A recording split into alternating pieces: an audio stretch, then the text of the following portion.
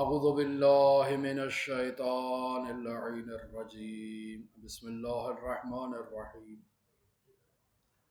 الحمد للہ رب العالمین الصلاة والسلام علی اشرف الانبیاء والمرسلین وعلى آلہ الطیبین الطاہرین المعصومین الذين أذهب الله عنهم الرجس وطهرهم تطهيرا اللهم صل على محمد وآل محمد اللهم اخرجنا من الظلمات الوهم واكرمنا بنور الفهم اللهم افتح علينا أبواب رحمتك وانشر علينا خزائن علومك برحمتك يا أرحم الراحمين قال اللہ الحکیم فی القرآن الکریم بسم اللہ الرحمن الرحیم الذین آمنوا اشد حبا للہ۔ خداوند متعال ارشاد فرما رہا ہے کہ جو مومنین اہل ایمان ہیں وہ اللہ سے شدید محبت رکھتے ہیں۔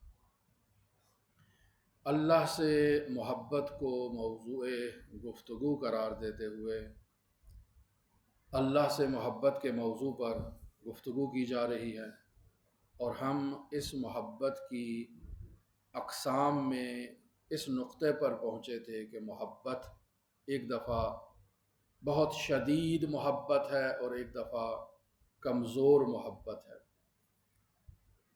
لہٰذا اس نقطے پر پہنچے کہ محبت کے لیے انسان کو ایک کمال کی ضرورت ہے کہ جس کمال کی طرف متوجہ ہو کر انسان اس کمال کا عشق، اس کمال کی محبت اپنے وجود میں ایجاد کرتا ہے۔ لہٰذا انسان بس اوقات اس کمال کو اس دنیا میں دیکھتا ہے تو دنیا میں موجود خوبصورت مناظر کو، خوبصورت مقامات کو، خوبصورت اجناس کو، خوبصورت اشیاء کو، خوبصورت افراد کو انسان اپنے دل میں جگہ دیتا ہے، ان سے محبت کرتا ہے۔ آوازوں میں بھی انسان خوبصورت آوازوں کو پسند کرتا ہے، ان سے اس کی جو باطنی کشش ہے وہ ان آوازوں کی طرف ہے، اور انسان ان آوازوں کو سن کر خوشی محسوس کرتا ہے۔ یہ انسان کا ایک فطری سا تقاضا ہے کہ انسان کمال کی طرف لپکتا ہے، کمال کی طرف متوجہ ہوتا ہے۔ لہٰذا یہاں انسان کے لیے جو چیز ضروری ہے وہ یہ ہے کہ وہ کمال کو غیر کمال سے پہچانے، کون سی چیز حقیقت میں کمال ہے اور کون سی چیز کمال دکھائی دے رہا ہے لیکن کمال نہیں ہے، حقیقی کمال کیا ہے۔ لہٰذا پہلا مرحلہ کہ انسان ہمیشہ کمال کی طرف متوجہ ہوتا ہے، جیسے مثال دی خوبصورت مقامات، خوبصورت جگہیں، خوبصورت مناظر، خوبصورت ماحول، خوبصورت افراد، خوبصورت آوازیں، خوبصورت پرندے، یہ انسان کی توجہ کو متوجہ کرتے ہیں، پس انسان ان کے وجود میں موجود اس کمال کو مشاہدہ کرتا ہے۔ لیکن جب انسان حقیقی کمال کی طرف متوجہ ہوتا ہے اور اس ظاہری چیز کو کمال نہیں دیکھتا تو پھر بسا اوقات انسان میں ظاہری طور پر خوبصورتی موجود نہیں ہے، لیکن چونکہ وہ صادق ہے، اس میں صداقت پائی جاتی ہے، انسان اس صداقت کے کمال کی وجہ سے اس انسان سے محبت کرتا ہے۔ وہ انسان متقی ہے، پرہیزگار ہے، انسان اس تقوی کی وجہ سے دوسرے انسان سے محبت کرے گا، اس کے دل میں اس کے لیے کشش ہوگی، اس کی طرف وہ متوجہ ہوگا۔ کیوں؟ چونکہ انسان اس تقوی، اس پرہیزگاری میں، اس تلاوت قرآن میں، اس نماز میں، اس عبادت میں، اس مجلس عزا میں کمال کو مشاہدہ کر رہا ہے۔ لہٰذا کمال کی طرف اس کا باطنی لگاؤ ہے اور رجحان ہے، لہٰذا اس کی طرف اس کی کشش ہوگی۔ اور پھر انسان کا متوجہ ہونا یہ بھی ضروری ہے۔ بس اوقات ایک خوبصورت منظر انسان کے سامنے موجود ہے، لیکن چونکہ انسان کا ذہن کسی اور طرف ہے تو یہ خوبصورت مناظر انسان کی توجہ کو اپنی طرف متوجہ نہیں کریں گے۔ انسان ان کی طرف متوجہ نہیں ہوگا۔ مسجد میں بہت سے نمازی آ رہے ہیں، بہت سے پاکیزہ افراد ہیں، پرہیزگار ہیں، متقی ہیں، صادق ہیں، عادل ہیں، نیک ہیں، لیکن چونکہ انسان کی توجہ اس نقطے کی طرف نہیں ہے، انسان ان کی طرف متوجہ نہیں ہوگا۔ معلوم ہوا کہ محبت کے لیے انسان کمال کی طرف متوجہ ہوتا ہے، کمال کو غیر کمال سے پہچانتا ہے، اور پھر اس کمال کی معرفت کے ساتھ انسان جب تک اس کی طرف متوجہ نہیں ہوتا، انسان کے دل میں اس کے لیے محبت ایجاد نہیں ہوتی ہے۔ پس کمال کمال ہے، لیکن انسان کی معرفت نہیں ہے اس کمال کے بارے میں، اور اگر معرفت ہے تو انسان متوجہ نہیں ہے، تو اس عدم معرفت کی وجہ سے، عدم توجہ کی وجہ سے انسان اس کمال سے محبت نہیں کرے گا۔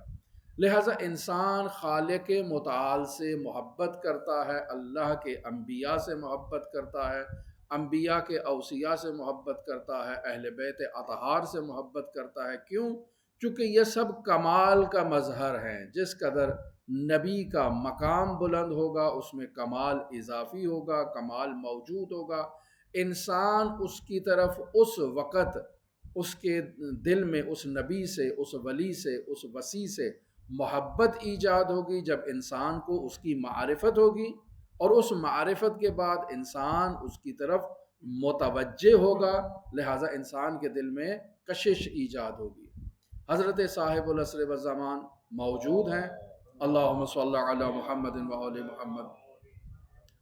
حضرت موجود ہیں، حضرت کی معرفت بھی معلوم ہے، اور حضرت کے وجود میں موجود کمالات کا بھی علم ہے، لیکن چونکہ ہماری حضرت کی طرف توجہ نہیں ہے، ہم زندگی گزار رہے ہیں، ہمارے وقت کے وہ امام ہیں، لیکن چونکہ ہماری ان کی طرف توجہ نہیں ہے، تو اس عدم توجہ کی وجہ سے ہم ہر وقت ان کی یاد میں نہیں ہیں، ہر وقت ان کا ذکر نہیں کر رہے ہیں، ہر وقت ان کے ظہور کے لیے دعا نہیں کر رہے ہیں، اپنے زندگی کے روزمرہ معاملات میں ہر وقت ان کو اپنی ذات پر مقدم نہیں کر رہے ہیں۔ کیوں؟ چونکہ توجہ نہیں ہے، یا توجہ نہیں ہے یا معرفت نہیں ہے۔ بس معرفت کا ہونا بھی ضروری ہے اور توجہ کا ہونا بھی ضروری ہے، باقی ان ہستیوں میں کمال موجود ہے۔ لہٰذا یہ وہ بنیادی چیزیں تھیں۔ بس انسان متقی سے محبت کرتا ہے چونکہ تقویٰ میں کمال کو دیکھ رہا ہے، اور اس کی طرف متوجہ بھی ہے کہ یہ فلاں انسان متقی ہے، لہٰذا اس کی اس کے دل میں کشش ایجاد ہوگی، محبت ایجاد ہوگی۔ اور دوسری طرف وہ افراد جو فاسق ہے، وہ کمال تقویٰ کو کمال محسوس نہیں کر رہا، جب کمال محسوس نہیں کر رہا تو اس کی طرف اس کی کشش بھی نہیں ہوگی، اس کی طرف اس کا قلب بھی متوجہ نہیں ہوگا، اس کے دل میں کشش بھی ایجاد نہیں ہوگی۔ بس دو محبتیں اگر انسان کے سامنے آ جاتی ہیں تو ان دو محبتوں میں جب آپس میں ٹکراؤ ایجاد ہو جاتا ہے تو اس وقت انسان کس سے شدید محبت کرتا ہے اور کس سے کمزور محبت کرتا ہے۔ چونکہ موضوع گفتگو جو تھا وہ یہ تھا کہ محبت کی اقسام میں ایک شدید محبت ہے اور ایک کمزور درجے کی محبت ہے۔ اب ہمارے پاس جو ہے وہ اس محبت میں شدت کو اور ضعف کو پہچاننے کا طریقہ یہ ہے کہ جب دو محبتیں ہمارے سامنے آ جائیں تو ان کے عوامل میں جو ہے وہ انسان متوجہ ہوتا ہے کہ اس میں کون سی محبت ایسی ہے جو شدید درجے کی ہے، کون سی محبت ایسی ہے جو تھوڑا کمزور درجے کی ہے۔ لہٰذا اس کو پہچاننے کی ایک مثال اس انداز میں دی جاتی ہے کہ جیسے دو انسان کے دوست ہیں، دونوں ایک ہی وقت میں انسان کو کھانے کی دعوت دیتے ہیں، جبکہ ان میں سے انسان فوراً ایک کی دعوت کو ایکسیپٹ کر لیتا ہے اور دوسرے کی طرف ابھی اس کی توجہ نہیں گئی ہے۔ جس کو انسان فوراً قبول کر لیتا ہے اس کا مطلب ہے کہ انسان کے وجود میں اس کا لگاؤ، اس کی محبت، اس کی طرف کشش زیادہ مقدار میں موجود ہے اس دوسرے دوست کی نسبت۔ لہٰذا یہ ایک معیار ہے، اور محبت کو جانچنے کا آسان طریقہ یہی ہے کہ جب یہ تقاضے محبت کے آپس میں ٹکراتے ہیں تو انسان کی کشش جس طرف زیادہ ہوتی ہے اس سے انسان کو شدید محبت ہے، اور جس سے انسان میں کشش کم ہے اس سے انسان کو محبت کم ہے۔ جیسے ہمارے روزمرہ زندگی کے معاملات ہیں، ہم یا غفلت کا شکار ہیں یا غفلت نہیں ہیں، متوجہ ہیں، لیکن ہماری ترجیحات فرق کرتی ہے کہ ایک طرف امام زمان اجل اللہ تعالیٰ فرجہ شریف کی محبت ہے، ایک طرف ہماری روزمرہ زندگی میں کاموں سے متعلق جو ہے وہ ہماری کشش ہے اور محبت ہے۔ ہمارا رجحان جو ہے وہ اپنے روزمرہ معاملات میں امام زمان کی نسبت اگر زیادہ ہے تو اس کا مطلب ہے ہمارا رجحان حضرت کی طرف کم ہے، ان معاملات کی طرف زیادہ ہے جن میں ہم روزمرہ زندگی میں مصروف ہیں۔ ہمارے 24 گھنٹے گزر جاتے ہیں اور ہمارے وجود میں امام زمان اجل اللہ تعالیٰ فرجہ شریف کی یاد نہیں آتی ہے، توجہ نہیں آتی ہے، حضرت کا ذکر نہیں ہوتا، حضرت کے ظہور کے لیے دعا نہیں ہوتی ہے، حضرت کی سلامتی کے لیے دعا نہیں ہوتی ہے۔ بس معلوم ہوا کہ ہماری جو روزمرہ زندگی میں سرگرمیاں ہیں، ہم کمال تو حضرت کے اندر مشاہدہ کر رہے ہیں کہ حضرت کمال ہستی ہیں، حضرت انسان کامل ہیں، حضرت اس کائنات میں قطب کی حیثیت رکھتے ہیں، محور کی حیثیت رکھتے ہیں۔ اگر حضرت کی توجہ ذرہ بھر اس کائنات کی طرف نہ ہو تو یہ نظام درہم برہم ہو جائے، اور اگر حضرت کے وجود کو اس کائنات سے نکال لیا جائے تو یہ زمین اپنے اہل کو اپنے اندر نگل لے گی۔ یہ سب چیزیں ہم جانتے ہیں، لیکن اس کے باوجود ہماری روزمرہ روٹین میں امام زمان کا وہ کردار نہیں ہے۔ اس کا مطلب یہ ہے کہ ہم ان کمالات کی طرف تو متوجہ ہیں، ان کو جانتے ہیں، ان کی معرفت رکھتے ہیں، لیکن ہماری توجہ ان کی طرف نہیں ہے۔ اور اگر توجہ بھی ہو تو دو چیزیں جب سامنے آ جائیں تو انسان جس کو اپنی زندگی میں ترجیح دیتا ہے اس سے انسان کو زیادہ لگاؤ ہوتا ہے، پھر اس کو انسان دوسری چیز پر قربان کرنے کے لیے بھی تیار نہیں ہوتا ہے۔ لہٰذا جیسے مثلا ہم ایک مثال کل بھی دی تھی کہ مثلا والدین کو بچوں میں سے ایک خاص بچے کے اوپر زیادہ توجہ ہے، اس سے زیادہ محبت ہے، اس کی ضروریات کا زیادہ خیال رکھتے ہیں، اس کی تعلیم کا زیادہ خیال رکھتے ہیں، اس کے لباس پوشاک کا زیادہ خیال رکھتے ہیں باقی بچوں کی نسبت۔ اب یہ والدین کا طرز عمل جہاں اس بات کی طرف متوجہ کروا رہا ہے کہ والدین کو اس ایک بچے سے زیادہ محبت ہے دوسرے بچوں کی نسبت، اب وہاں یقیناً کوئی نہ کوئی ایسا عنصر موجود ہے، وہ زیادہ ذہین ہوگا، وہ زیادہ پڑھنے والا ہوگا، زیادہ ہوشیار ہوگا، زیادہ گھر کے کاموں میں ہاتھ بٹاتا ہوگا، والدین کا زیادہ احترام کرتا ہوگا، کوئی نہ کوئی ایسی وجہ ضرور ہوگی۔ لیکن والدین کا اپنی اولاد کے اندر یہ مساوات قائم نہ رکھنا یہ باعث بنے گا کہ بچوں کے درمیان دوسرے اس بچے سے جو توجہ کا مرکز اور محور ہے یہ حسد ایجاد ہو، یہ بغض ایجاد ہو، یہ نفرت ایجاد ہو۔ اسی حسد و بغض و نفرت کی وجہ سے بس اوقات وہ اسے نقصان پہنچانے کی کوشش کرتے ہیں، بس اوقات وہ گھر میں ایسا ماحول کریٹ کرتے ہیں، ایسی فضا ایجاد کرتے ہیں جس سے وہ اپنی توجہ کو حاصل کرنا چاہیں، جس سے وہ والدین کو اپنے وجود کا اظہار کروانا چاہیں کہ میں بھی اس گھر کا ایک رکن ہوں، میں بھی آپ کی اولاد ہوں۔ یہ ایک فطری تقاضا ہے۔ لہٰذا یہ بس اوقات جب والدین کی جانب سے بھی دو محبتوں میں ایک کی طرف شدت ہو، ایک کی طرف جو ہے وہ کمزوری موجود ہو تو اس کا نتیجہ نیگیٹو گھر کے ماحول پر مرتب ہوتا ہے۔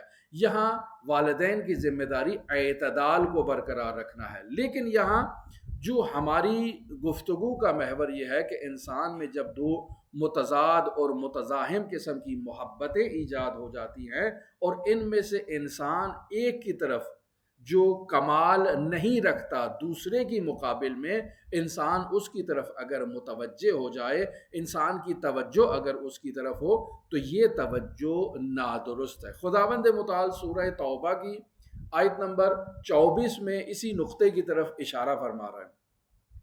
بسم اللہ الرحمن الرحیم، اپنے حبیب سے ارشاد فرماتا ہے قُلْ إِنْ كَانَ آبَاؤُكُمْ وَأَبْنَاؤُكُمْ، اے میرے حبیب ان سے کہہ دیجئے کہ اگر تمہارے باپ اور تمہاری اولاد، تمہارے بچے، تمہارے بیٹے، وَإِخْوَانُكُمْ اور تمہارے بھائی، وَأَزْوَاجُكُمْ اور تمہاری بیویاں، وَعَشِيرَتُكُمْ تمہارا خاندان، وَأَمْوَالٌ اقْتَرَفْتُمُوهَا اور تمہارا وہ مال جو تم نے کمایا ہے، وَتِجَارَةٌ تَخْشَوْنَ كَسَادَهَا اور وہ تجارت جس کے ماند پڑ جانے کا تمہیں خوف موجود ہے، وَمَسَاكِنٌ اور وہ گھر ترضونہا جن سے تمہیں محبت ہے. بالآخر یہ وہ ساری چیزیں ہیں جن سے انسان کی توجہ، جن کی طرف انسان متوجہ ہوتا ہے.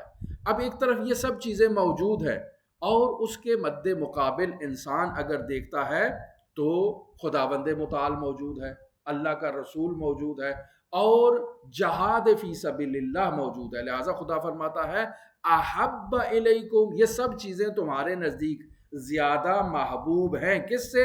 من اللہ، اللہ سے زیادہ محبوب ہے. ورسول ہی، اللہ کے رسول سے زیادہ محبوب ہے. وجہاد فی سبیلہ، اور اللہ کی راہ میں جہاد سے یہ چیزیں تمہارے نزدیک زیادہ محبوب ہے. فتربصوا حتی یأتی اللہ بامرہ، تو پھر انتظار کرو کہ اللہ کا اب یہاں حکم تمہارے لیے آ جائے گا. یعنی اللہ اب تمہارے لیے فیصلہ کرے گا کہ تمہارا کیا کرنا ہے. خوب، اب یہاں پر یہ جو چیز ہے ہم اس کو اس انداز میں دیکھیں کہ ہمارے پاس ایک ترازو ہے. ایک ترازو میں اگر ہم اپنے والدین کو رکھیں اور دوسری طرف ہم اللہ کو رکھیں. اب جب انسان ان دونوں میں تقابل کرتا ہے تو انسان کی توجہ والدین پر زیادہ ہے اور اللہ کی طرف انسان کی توجہ کم ہے. بس معلوم ہوا کہ یہاں انسان شدید محبت والدین سے تو کرتا ہے، اللہ سے نہیں کرتا. یا اسی طرح انسان اپنے والدین سے محبت کرتا ہے، اپنی اولاد سے محبت کرتا ہے، اپنے بھائیوں سے، بیویوں سے محبت کرتا ہے، اپنے خاندان سے، اموال سے، گھروں سے، تجارت سے، ان سب چیزوں سے تو محبت کرتا ہے، لیکن اللہ سے محبت نہیں کرتا، اللہ کے رسول سے محبت نہیں کرتا، جہاد فی سبیل اللہ سے محبت نہیں کرتا ہے. تو در واقع اس انسان نے محبت میں خسارے کا سودا کیا ہے. اس انسان نے محبت میں کمال کو چھوڑ کر ایک پست چیز کو جو اس کے مد مقابل ہے اس کو اس نے اختیار کیا ہے.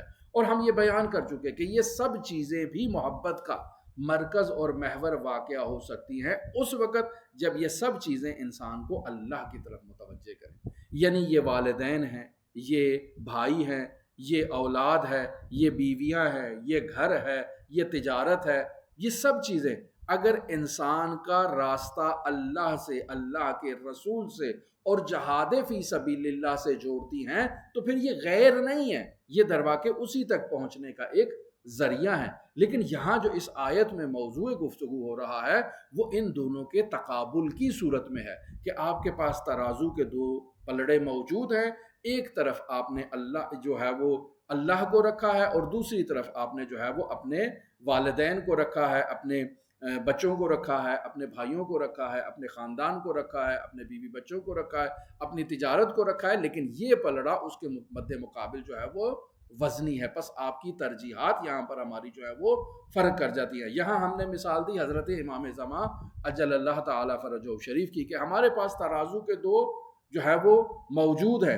ایک طرف ہم امام زمان کی محبت کو رکھتے ہیں اور دوسری طرف ان سب چیزوں کی محبت کو رکھتے ہیں اور ہماری یہ محبتیں اس طرف مرجح ہیں امام زمان کی نسبت اور ہماری توجہ اپنے 24 گھنٹے کے اوقات میں حضرت صاحب الزمان کی طرف متمرکز نہیں ہوتی ہے. تو یہاں اللہ کا حکم ہمارے لیے آئے گا اور وہ حکم یہی ہوگا کہ انسان اللہ کی طرف متوجہ نہ ہو تو یہ انسان خسارے میں ہے. آج کل کی زندگی میں انسان اگر مشاہدہ کرے تو آج کل کی زندگی میں انسان کے لیے جہاد نہیں ہے، ابھی جہاد نہیں ہے. یعنی کیا مطلب؟ یعنی مطلب یہ ہے کہ ہم کوئی میدان جنگ میں تو کھڑے نہیں ہیں اس وقت، ہمارے اوپر تو جہاد نہیں ہے، اس ملک کے اندر کوئی جنگ ایسی نہیں چل رہی ہے کہ ہم جہاد کے میدان میں ہوں اور ہمیں جہاد کرنا ہو. خوب، لہٰذا اس عنوان سے ہم یہ کہیں کہ ہماری جو اولاد ہے، جو والدین ہے، جو بیوی بچے ہیں، جو گھر ہے، یہ تجارت ہے، یہ جہاد سے ہم نے اس کو مقایسہ کیا تو جہاد سے ہمیں بہت زیادہ محبت ہے. یعنی اگر انسان کسی سے سوال کرے بھی تمہیں کس سے محبت ہے تو کہے مجھے جہاد سے زیادہ محبت ہے، اپنے والدین سے، مجھے اپنی بیوی سے، اپنے گھر سے، اپنے تجارت کی نسبت جہاد سے محبت زیادہ ہے. خوب، جہاد سے محبت زیادہ ہے. اس محبت کو اس بات کرنے کا کوئی راستہ موجود ہے نہیں، چونکہ جہاد ہی نہیں ہے. اللہ سے محبت کے لیے آپ کہہ سکتے ہیں کہ مسجد میں تم آتے ہو یا نہیں آتے ہو، نماز پڑھتے ہو یا نہیں پڑھتے ہو، روزہ رکھتے ہو، زکوٰۃ دیتے ہو، حج کرتے ہو یا نہیں کرتے ہو، وہاں آپ کے لیے راستہ کھلا ہے، آپ بیان کر سکتے ہیں. لیکن جہاد فی سبیل اللہ میں جہاد کا ہونا ضروری ہے. اور جب جہاد کا موقع آتا ہے تو کہتے ہیں ہم نے ان کو کس لیے پالا ہے، کس لیے تنخواہیں دیتے ہیں، کس لیے یہ جو ہے ان کو بارڈروں کے اوپر ہم نے بھیجا ہوا، یہ جہاد کرے نا. وہاں انسان ان الفاظ کے ذریعے سے جہاد سے اپنے کندھوں کو خالی کرتا ہے۔ لیکن ایک طرف آپ دیکھیں کہ ہمارے ہمسایہ ملک ایران کی عوام ہے کہ جب سے وہ جہاد کا آغاز ہوا ہے، جنگ تحمیلی کا آغاز ہوا ہے، آج تک وہ لوگ سڑکوں پر موجود ہیں۔ آج تک وہ اپنے حقوق کے دفاع کے لیے، اپنے حکمرانوں کے قدموں کی جو ہے وہ لغزش سے ان کی حفاظت کے لیے وہ مسلسل سڑکوں پر موجود ہیں، اور مسلسل وہ اتحاد و وحدت کے ساتھ اپنے حکمرانوں کو پیغام دے رہے ہیں کہ ہم نے اپنے وجود کے آخری قطرے تک جو ہے وہ جہاد کرنا ہے اللہ کی راہ میں، ہم نے اسلام کے پرچم کو بلند کرنا ہے، ہم نے کسی قسم کی اسلام کے دشمنوں سے اور طاغوت سے کسی قسم کی سازش اور کسی قسم کا ایسا سمجھوتا جو اسلام و مسلمین کے لیے نقصان دہ ہو، ہم نے وہ نہیں کرنا ہے۔ خوب، اگر ایسا ہی موقع کبھی ہمارے لیے پیش آئے تو کیا ہم ایسا کر سکتے ہیں؟ یہ وہی چیز ہے جسے خداوند متعال اس آیت میں سورہ توبہ کی بیان کر رہا ہے کہ آپ کے پاس ایک طرف ترازو کے یہ چیز ہے، دوسری طرف اللہ کی محبت ہے، اللہ کے رسول کی محبت ہے، اور جہاد فی سبیل اللہ کی محبت ہے۔ اب آپ دیکھو کہ آپ ان دونوں میں سے کس چیز کی طرف زیادہ رغبت رکھتے ہو اور زیادہ رجحان رکھتے ہو۔ لیکن ظاہری بات ہے کہ ہمارے پاس جو چیزیں ثابت کرنے کے لیے ہیں اس میں ہم اللہ کی محبت کو، اللہ کے رسول کی محبت کو، اللہ کے رسول کی اطرت کی محبت کو، ان موضوعات پر تو گفتگو کر سکتے ہیں چونکہ یہ ہمارے سامنے موجود ہے۔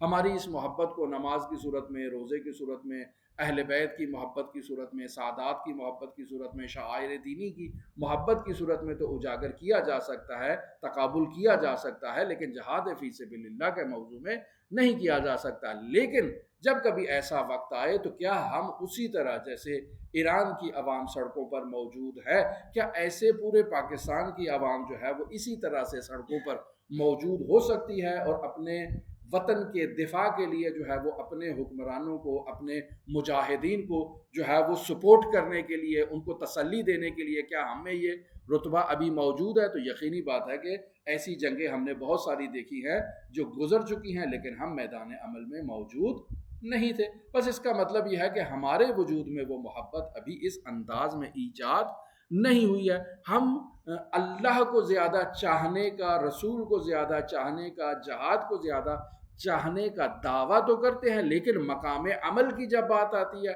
جب مسجدوں کی بات آتی ہے تو ہماری مسجدیں خالی ہوتی ہیں۔ اکثر لوگ یہی سوال کرتے ہیں کہ یہ مومنین کی، یہ شیعیان حیدر قرار کی مسجدیں خالی کیوں ہوتی ہے؟ خالی کیوں ہوتی ہیں؟ یہ زیادہ محبت کا دعوے دار ہے، اہل بیت سے محبت کے دعوے دار ہیں، اللہ سے محبت کے دعوے دار ہیں۔ جب یہ اجر رسالت ادا کرنے کے دعوے دار ہیں تو پھر ان کی مسجدیں خالی کیوں ہیں؟ کیونکہ یہ زبان سے تو دعویٰ کرتے ہیں لیکن مقام عمل میں یہ اس طرح سے مقام عمل میں ثابت قدم نہیں ہے۔ لہذا جب ہمارا عملی طور پر امتحان ہوگا، اللہ کی محبت، رسول کی محبت، اولی الامر کی محبت، امام زمان کی محبت، جہاد فی سبیل اللہ کی محبت، وہاں جا کر ہمارا معلوم ہوگا۔ ہم ویسے زبان سے لقلقۂ لسانی تو بہت کر لیتے ہیں کہ ہم بہت زیادہ محبت کرتے ہیں، لیکن مقام عمل پر جب آ کر ہمارا وہ امتحان ہوتا ہے تو وہاں ہم اس امتحان میں کامیاب نہیں ہوتے ہیں۔ لہٰذا اسی مطلب کو بیان کرنے کے لیے کہ اللہ کی محبت کو کیسے انسان اپنے وجود میں مضبوط سے مضبوط کرے، ان موضوعات پر ہماری آپ کے ساتھ گفتگو جاری ہے۔ دعا گو ہے خالق متعال کی بارگاہ میں ہم سب کو علم نور عطا فرمائے، اہل بیت علیہ الصلوۃ والسلام کی محبت میں، ان کی معرفت میں، ان کی اطاعت میں ہمارے وجود میں اضافہ فرمائے۔ دعا گو ہے خالق متعال کی بارگاہ میں جو مؤمنین بیمار ہیں اس مسجد کے، جو نمازی ہیں، جو ان کے عزیز و اقارب ہیں، جو اس محلے میں مؤمنین زندگی بسر کرتے ہیں، جو بیمار ہیں، خداوند متعال ان کو شفائے کاملہ عاجلہ کلیہ عطا فرمائے۔ جو مومنین بے روزگار ہیں، خداوند متعال انہیں روزگار عطا فرمائے۔ جو مومنین اپنے بچوں کے لیے، اپنی اولاد کے لیے، شادی کے لیے پریشان ہیں، خداوند متعال ان کے بچوں کے لیے اچھے رشتے عطا فرمائے۔ جو مومنین اپنے مسائل میں، پریشانیوں میں گرفتار ہیں، خداوند متعال ان کی پریشانیوں کو نجات عطا فرمائے، ان کی پریشانیوں کا خاتمہ فرمائے۔ دعا گو ہیں خالق متعال اس مسجد میں جتنے لوگ بھی تعاون کرتے ہیں، دام درہم قدم سخن اپنا تعاون کرتے ہیں، خداوند متعال ان کے اس تعاون کو اپنی بارگاہ میں قبول و مقبول فرمائے۔ دعا گو ہیں خالق متعال کی بارگاہ میں امام زمان اجل اللہ تعالی فرجہ شریف کے ظہور میں تعجیل فرمائے اور ہمیں حضرت کے اصحاب و اعوان و انصار کی فہرست میں شمار فرمائے۔ اللہم صلی علی محمد و آل محمد وعجل فرج قائم آل محمد.